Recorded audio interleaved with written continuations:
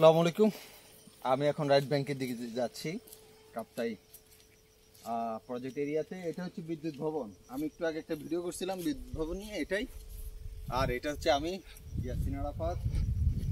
এই ভিউটা দেখেন, আমাদের কাপ্তাই, রূপালী কাপ্তাই।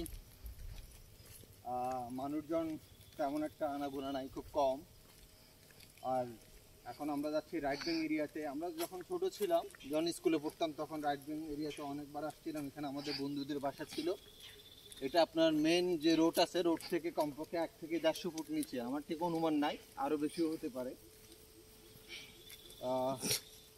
আর আমার যে ক্যামেরাম্যান আমাদের সুমন ভাই, উনিও এই এলাকার মানুষ।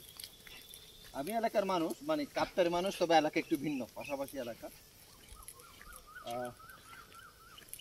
আসছি আপনাদেরকে পাহাড় এবং মেঘের খেলা দেখানোর জন্য। তারপর বৃষ্টি চলে আসছে, একটু পরে হয়তো বৃষ্টি আসবে, একটু পরে হয়তো দুই এক ফোঁটা পড়তেছে। আচ্ছা, যাই হোক,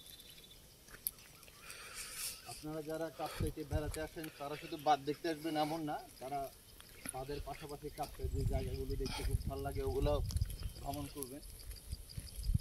যাচ্ছি, আমরা নামতেছি। আমি অলরেডি নামার মধ্যে আছি, একদম ডাউন। যতদূর যাব নামার মধ্যেই থাকবো। এখান দিয়ে আবার দুটো রাস্তা চলে গেছে। একটা হচ্ছে বাসভবন, মানে আবাসিক এলাকা, যেটা আমার হাতের বাম দিকে চলে গেছে। আর ডান দিকেই চলে গেছে যে বিভিন্ন প্রাতিষ্ঠানিক অফিসগুলো। বাংলাদেশ আর্মির অফিস আছে, বন বিভাগের অফিস আছে। তো আমি